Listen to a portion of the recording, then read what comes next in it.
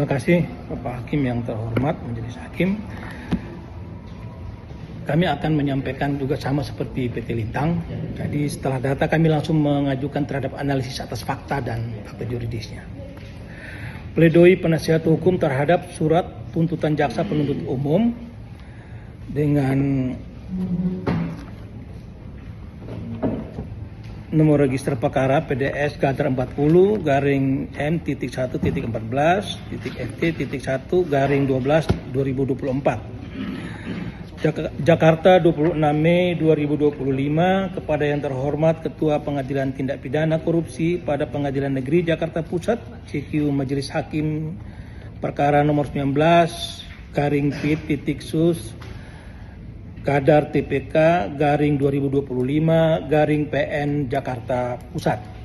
Selanjutnya seperti apa yang telah disampaikan di dalam kopi pledoi, kami akan langsung membacakan terhadap analisis fakta dan juridis mulai dari halaman 30.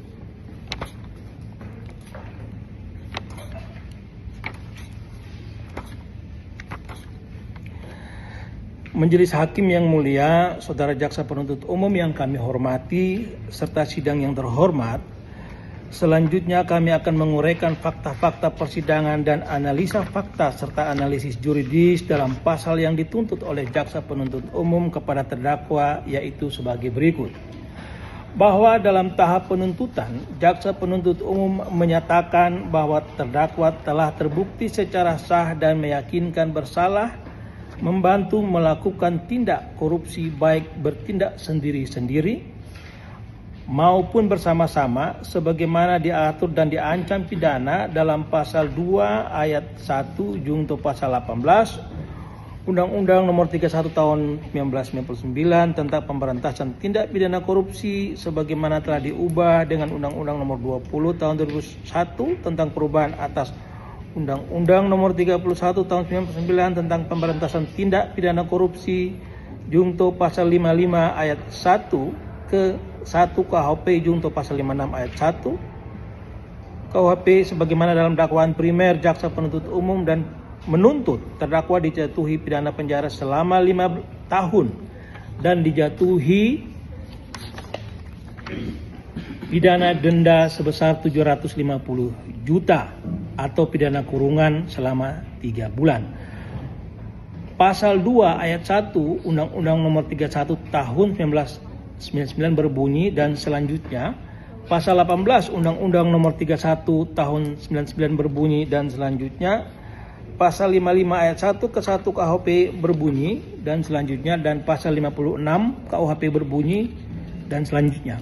Bahwa penasihat hukum terdakwa menyatakan bahwa terdakwa tidak terbukti secara sah dan meyakinkan bersalah membantu melakukan tindak pidana korupsi baik bertindak sendiri-sendiri maupun bersama-sama sebagaimana diatur dan diancam pidana pasal 2 ayat 1 junto pasal 18 Undang-Undang 31 tahun 1999 dan selanjutnya Undang-Undang Nomor 20 tahun 2001 tentang perubahan, selanjutnya Nomor 31 tahun 1999 tentang pemberantasan tindak pidana korupsi junto pasal 55 1 ke 1 KUHP junto pasal 56 ayat 1 KUHP sebagaimana dalam dakwaan primer Jaksa Penuntut Umum dengan alasan sebagai berikut.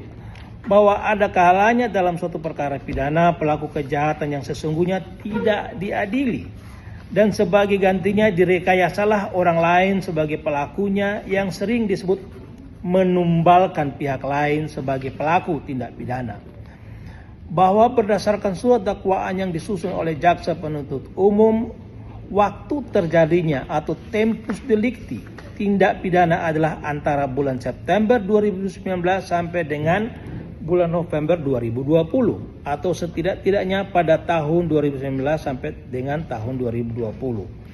PT Lintang Daya Selaras bahwa berdasarkan akta notaris nomor 4 tanggal 4 Mei 2018 tentang akta pernyataan keputusan rapat umum pemegang saham luar biasa PT Lintang Daya Selaras yang dibuat oleh notaris Irma Bonita SH, komposisi pemegang saham dan susunan pengurus PT Lintang Daya Selaras sebagai berikut yang sudah diketahui adalah Saudara Direktur Grace Anna Mary dan Komisaris Basuki Setiaji.